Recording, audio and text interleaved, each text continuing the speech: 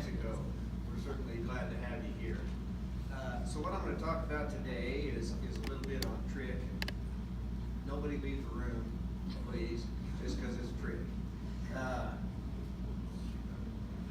Anyway, and the reason I want to talk about the economics of it is because there's a lot of things that we don't think about. When people say I'm not testing my bulls because it's too expensive, I think it's because you haven't really looked at the numbers. What does the disease really cost? You know, we know there's a lot of things like the direct loss of positive bulls, because obviously bulls that are chronically infected, there's no treatment, so they have to go to slaughter. So there's that, and you also got while you're waiting to get test results back, you end up having to feed in bulls and hold them in a creel for a while, and we all know how much fun that is to hold bulls in krills. They do have a tendency to wreck stuff. There's the cost of replacing those positive bulls, and then we obviously the breeding side of things and from the fertility side of things. This disease really impacts herd fertility, and there is a pretty significant loss of a calf crop, especially depending on when exposure occurs and at what level does the exposure occur. This can be a very significant loss. And then also, we have a lot of these cows that will have a tendency to clean up and rebreed, and so you lose 4 months or so on weaning weight. And how much does that cost you? So a lot of times we've got to get over this hump of, well, it cost me a lot of money to test. So what we did here is to give you an idea of just what it was like in New Mexico. In 2016, this became a reportable disease in 2006 in New Mexico, reportable to the state veterinarian. And so there's been a control program that was instituted. It's been refined a time or two, and so there is an active control program that we work in trying to control this disease. But in 2016, there were about 84 premises that were under quarantine for trick, and by the end of 2017, we had it down to 42. And the question is what made the difference? And the difference was the effort put forth by producers, also by our livestock board and through education. But the big thing of it is that trick is not a disease that affects one ranch. It is an area disease, and you absolutely have to look at it as an area disease. And one of the things that, in my experience, that we've found is that to clean up an area is not hard when everybody works together. It's really actually pretty easy to get your hands around and make some really significant inroads when everybody participates. But the requirement is that everybody has to participate. You can't have any holdouts, because to clean up an area requires everybody in the area to put forth the effort. So one of the things we did, I wanted to know a little bit about the economic impact, so I sent out some surveys, and I sent these out from a list that the livestock board had of quarantine premises, and I sent the survey to outfits that had dealt with trick, whether they were currently quarantined or had been quarantined in the past. We sent these surveys out to try to get an idea of what did this disease cost you. And I mailed them out in the spring. I've got about 29% of them back so far, but one of the things that I tried to figure out too, or I thought might be helpful, is what size outfit was affected here. And so there was number 1, 2, 3, or 4, and that was the groupings that we put out and had them respond to that, with number 1 being 1 to 100 cows, number 2 being 101 to 500. So when you look at that, the average response was 2.78, which means that we're roughly in that 500 cow was the average of the outfits that were affected. And I thought it was interesting. Most of them, in purchasing cows, is sometimes. So it's not a real common practice for them to purchase cows. And the majority of these outfits, they do buy their bulls, but they try to raise their heifers. So in the survey, we had them respond to before, during, and after trick. What did we find? So the percent weaned calf crop before trick, these are the numbers that they reported before they dealt with trick, and then while they were dealing with trick, and then afterwards, those that had begun into the recovery process, where were they at? And so if you look at this, our percent weaned calf crop takes a pretty good hit. Now, most of these respondents replied that the 91% weaned calf crop was calves that they weaned off of cows that had turned out pregnant, which is pretty usual for our country. 8 to 10% loss of cows turned out bred in that fall. Don't bring a calf in, 8 to 10% is pretty usual for us. Because we're big pasture, and I was telling folks last night a little bit, you know, our stocking rates in my part of the world run from 4 to 8 cows a section. And so you don't see them very often. We have big pastures. Pastures range from 12 to 95 sections. And so you don't see those cows a lot. And so it's a little different deal. And you look at the cow conception, our cows are breeding back about a 91% which is what we kind of expect. Lower to middle 90s is pretty usual for our cow herds for them to breed back. But you look at the cull rate on those cows before trick and then during trick, the ranchers responded they were culling 20% of their cow herd. Now that doesn't include the open cows that they sent.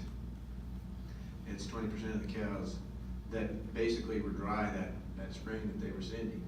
You look at the number of bulls that they culled, about 11-12% of the bulls were culled every year. That's kind of a natural turnover in this part of the world.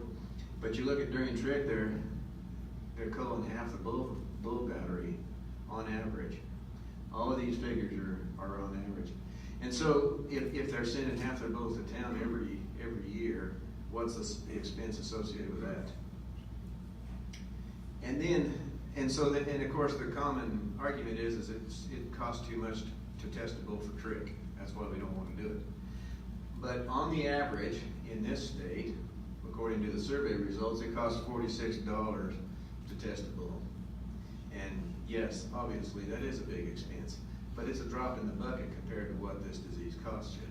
And so I asked the question about what other additional feed and labor, how, to hold those bulls over for awaiting trick results and stuff like that. What did it cost you? Well, the average was $155 a bull when they were holding them. So now you're up to a little over $200 a bull is really what it costs.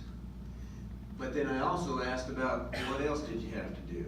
And I know some ranches that historically have always left bulls out, didn't pull them, but during this disease, they decided to start pulling bulls, and so they had to build a bull pasture fence and stuff like that so that they could segregate bulls and give those cows the sexual rest that's necessary for this disease.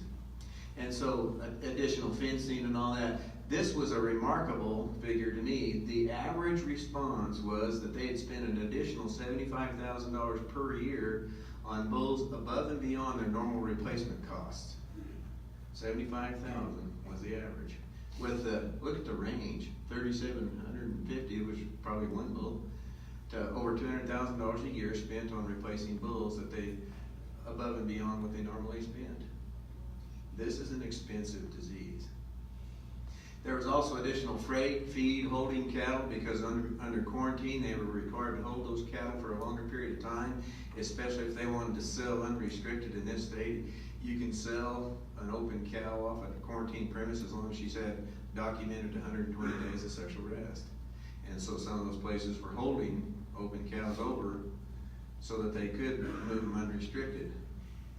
So the last question, or one of the questions, what do you feel like the overall economic impact caused by this disease was to your outfit? And this is what the results were.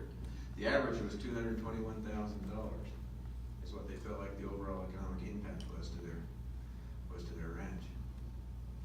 So Dr. Jerry Hawks, our ag economist at NMSU, he has a cow-calf budget that's computer, and so he helped me plug this into his computer modeling system that he has for an average cow-calf ranch in New Mexico. And we plugged in these numbers. We picked the herd size to be 400 because that's pretty close to what the average herd size is in New Mexico. And most of them run one bull per 20 cows, so that's the ratio we used. Had a cull cow rate of about 15%. That seemed to be pretty average in their budget. And then the conception rate of 91%. And so what we ended up doing is we changed that budget based upon the survey results, which was a cull cow rate of 35% and a conception rate of 64%. We plugged those numbers into that model, then we had to match the numbers to see what's the difference. What's the difference between a ranch that has trick and a ranch that doesn't? This was pretty remarkable because I'm talking about replacement heifers. So if we took that 91% conception on our 400 head outfit, we should have roughly 364 calves. And so say half of them are heifers. Well, you're going to keep approximately 60 replacement heifers. And so you had available to sell 122 replacement heifers that were going to be revenue on the ranch side. The outfit that has trick, they also had a 64% conception rate. So they only had 128 heifers produced. But with the cull rate that's going on, they needed 140. So they had to go out and buy heifers. So the heifer revenue for an outfit that had trick was a negative number. In fact, in this modeling, the heifer revenue based on a 495 pound heifer at $1.30, the revenue on that side of the heifer side of things was $78,000, but we had to go buy 12 replacement heifers. So we had a negative value in that. So the difference in heifer revenue was $86,000. So when we look at the steers, same thing, 128 and 182, the difference was 54 steers. So the revenue off the steer calves weighing 515 at $1.35, it was 126,000. But on our heifer side, or on the steer side for an outfit that had trick, it was 87,000 because we didn't have near as many steers to sell. So there's some other, based on time, I'm not going to go over this. This is for any economist. I realize that it's important. If you own a business, these matter, but for somebody that's not an economist, I'm not even sure what all that means. So anyway, the bottom line is when I had an outfit with trick, based upon this modeling system, those cows had a revenue of $192 per cow. But the trick side of things, those cows lost $209. So it's really a hard argument for me to buy to say I can't afford to test my bulls for trick. You can't afford not to test your bulls for trick. So everybody has to have their scenery thing. So here's my scenery. So when the dust settles, what are we at? Where are we? Well, you know, the difference was $401 a cow in the two modeling systems, and the only two parameters we changed was conception and culling rates. That was it. Which was the numbers that were reported to us off of the survey. So it's what they had actually suffered. That's a huge number. You cannot stay in business losing $400 a cow. It ain't gonna happen. So, and I ran some numbers real quick to see what the total impact would that be. Based upon 40 quarantine premises, we had actual cow numbers on 18 of those premises that were reported to the livestock board. So there was 8,081 cows on these 18 premises, which was an average of 449 cows per outfit, which is not far off of the estimate that we made of 400. So actually the impact is probably a little greater because there's more cows on the average deal. So when we do all the mash, and you can make numbers say anything, but basically the total impact in 1 year is a little over $7 million. That's what ranches are suffering because of this disease, the quarantine ranches.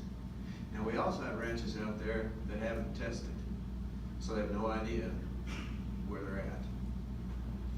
So it brings me to the point, which is, you know, historically, if somebody is pilfering your calves, if somebody backed up to your outfit with a gooseneck trailer, or stealing them, there would be a response.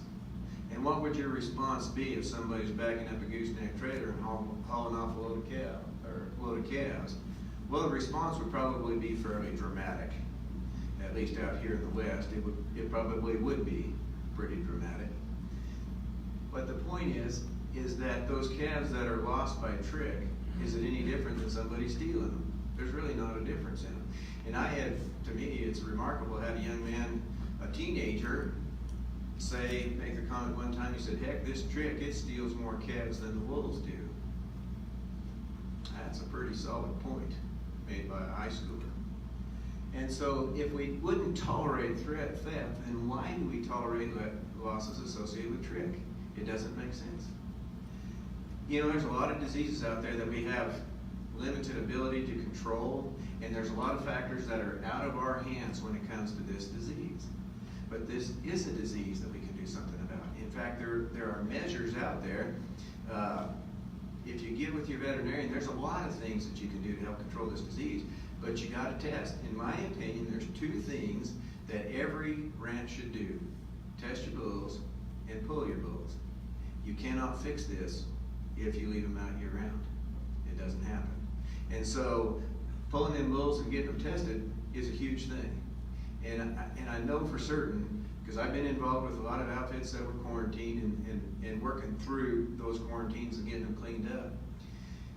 If the effort is there in the beginning, it's not a hard disease to get a hold of, but you got to work at it. It does require work. There's options available. You got to get with your veterinarian and say, hey, look, I think I need to move into more of a biosecurity type system, which is what this disease is about. This is a biosecurity issue. And so by getting your veterinarian involved and saying, I want to step up my control measures, I want to step up my protection levels, it's something that you need to do. We can do a lot to diagnose. We have a great test here in New Mexico. Our lab at Albuquerque, U.S. Animal Health has sent out blind samples for testing, and our lab has been, and even the director will say, they've been 100% on every sample so far, which obviously is pretty remarkable, but it's attention to detail in the testing processes. And the weakest link in testing for trick is the collection of the sample. That is a difficult thing, and that can sometimes tell you why do you get differing test results. Because collecting a bull to test for trick, there's a wide variety in the sample that's obtained, but also that organism tends to be a little cyclic in its numbers inside that prepuce. Not all bulls are chronically infected. They can be acutely affected by breeding a positive cow, but they don't pick up enough numbers to sustain that population, and they'll be positive for a little while, but the organism dies off, and then they become negative. Now, in our part of the world where we have very limited ability to go out and collect bulls, we only see them twice a year, and so when we have them in there, if a bull tests positive in our world, he's going. I don't care if he would ever clean himself up or not, it doesn't matter. Because we don't want to take the chance of ever turning a bull out that has this disease. It's really important to have confidence in your lab that if they say, what a negative test means is there is no bug in the sample. That's what it means. It does not mean that the bull is negative. It means that in that collection, there was no bug. Our labs are really good at finding bug if it happens to be in the sample. And so testing procedure and making sure those bulls are off those cows for a little while before you do, those are all important steps to make sure that you don't end up with an exposure from this disease that doesn't get picked up. So there's a lot that we can do. I think this is a disease that is very impactful economically. We have other diseases that will impact us, but they tend to be more of a snapshot in time. If BVD or lepto or some of these things go through, you end up with a wreck. But either they survive the wreck or they don't. Trick is the gift that keeps on giving. And so it's one of those things that it'll stay with you until you fix it. Whereas a lot of these other diseases, the animals have a lot of ability to fix it themselves. Trick is not one of those. Cows that get bred by an infected bull generally will clean themselves up if they're given sexual rest. And so we also know that there appears to be a carrier cow state that holds it over from one year to the next. And we know that immunity from this disease is short-lived. Cows that become infected, they have a tendency to clean themselves up, but they can be reinfected again. And so it's a tough disease. It requires you get some help. So make sure you get with your veterinarian and work on a control program and get behind this. But if you don't take anything else home, you don't know it's there unless you look. Because I've attributed loss of calf crop in places in my practice that I thought was the drought. We're always dry. It's just part of it. But a lot of times they say, dang, it's pretty dry, so that's why one of those cows didn't bring their calves in. Well, when we looked and found trick, we realized that we weren't diligent enough.